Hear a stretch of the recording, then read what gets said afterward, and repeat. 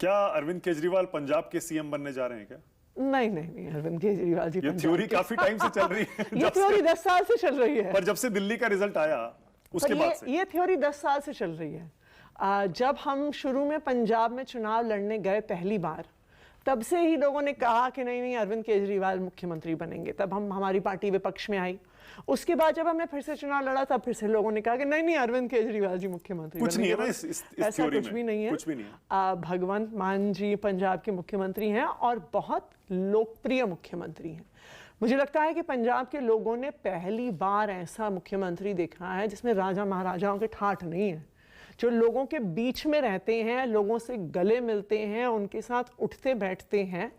और अभी कुछ ही दिन पहले मैं एक सोशल मीडिया पे वीडियो देख रही थी कि वो अपने विधानसभा क्षेत्र में थे और एक बुजुर्ग अपने आई थिंक बेटे को बुला रहे थे और कहते हैं आ जाओ मुख्यमंत्री के साथ फोटो खिंचा लो, कोई सिक्योरिटी नहीं है, कोई भी आ सकता है। पंजाब ने ऐसे नेता देखे नहीं है। जब पंजाब में बाढ़ आई थी तो ज़्यादातर हम ये देखते हैं कि मुख्यमंत्री चॉपर में जा रहे हैं और हम फोटो देखते हैं कि नेता प्लेन से बैठे हुए, चॉपर से बैठे हुए नीचे मुआयना कर रहे होते हैं।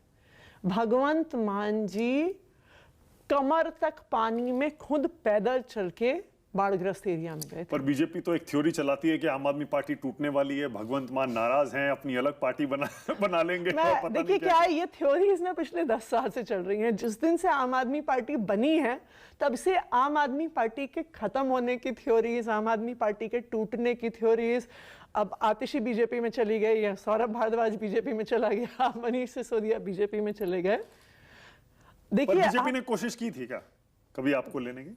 देखिए बीजेपी तो कोशिश करती रहती है। आप बीजेपी का इतिहास देखिए, पहले साम दाम दंड भेद से वो चुनाव हर सही गलत तरीके से जीतने की आपको कभी ऑफर आया था क्या? अप्रोच किया गया था?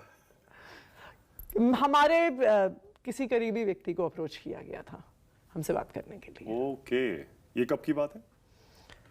ये 1.5-2 साल पहले की बात है। ये उस समय की बात है जब आम आदमी पार्टी के कई सीनियर नेता छोड़ रहे थे, जेल में थे।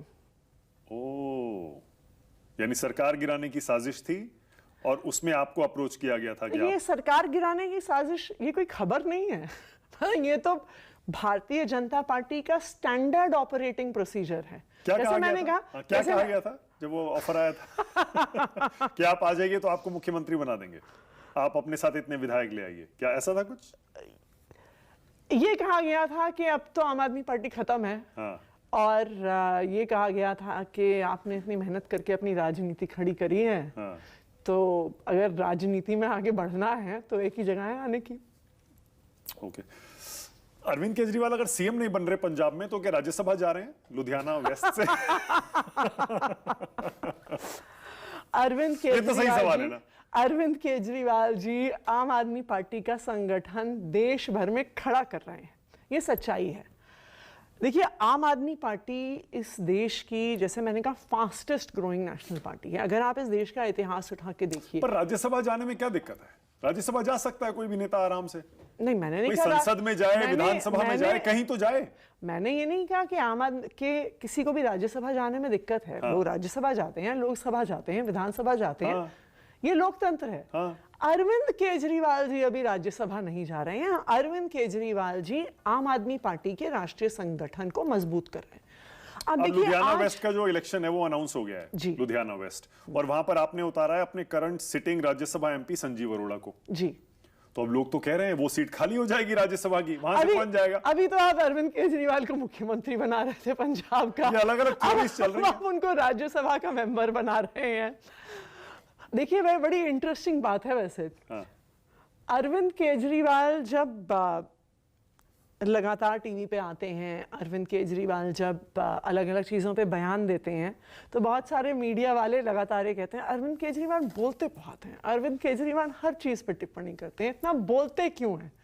यही मतलब मीडिया के कई साथियों को मैं कोट कर रही हूँ। आजकल अरविंद केजरीवाल जी बहुत पब्लिक बयान नहीं दे रहे, तो सब लोग अब ये सवाल पूछेंगे अरविंद केजरीवाल बोल क्यों नहीं रहे? अरविंद केजरीवाल बोल क्यों नहीं रहे? लेकिन मैं मानती हूँ किसी भी नेता के किसी भी रोल के बहुत सारे पक्ष होते हैं। अरविंद केजरीवाल आम आदमी पार्टी के पब्लिक फेस हैं, दिल्ली के मुख्यमंत्री रहे, 10 साल तक मुख्यमंत्री रहे, लेकिन वो आम आदमी पार्टी के नेशनल कन्वीनर भी हैं। और मैं ये कहूंगी कि वो आम आदमी पार्टी के मेन पॉलिटिकल स्ट्रेटेजिस्ट भी हैं। आम आदमी पार्टी को इंडिया अगेंस्ट करप्शन से खड़ा करना, आप ये याद करिए जब अन्ना हजारे ने कहा था कि राजनीति में नहीं आना चाहिए, जब अन्ना हजारे जी ने कहा था कि मैं तो पॉलिटिक्स में नहीं आऊंगा और आप लोग मेरा नाम भी नहीं यूज कर सकते, उस समय सबको लगा था कि अब तो खत्म हो गया सब कुछ। और आप ही पुराने उस समय के अपने मीडिया के बुलेटिन्स और ऐसे शोज उठा के देखिएगा, तो सबने यही कहा था कि अरे अन्ना हजारे जी चेहरा थे, अब उनके बिना एक नया राजनीतिक दल कैसे बनेगा।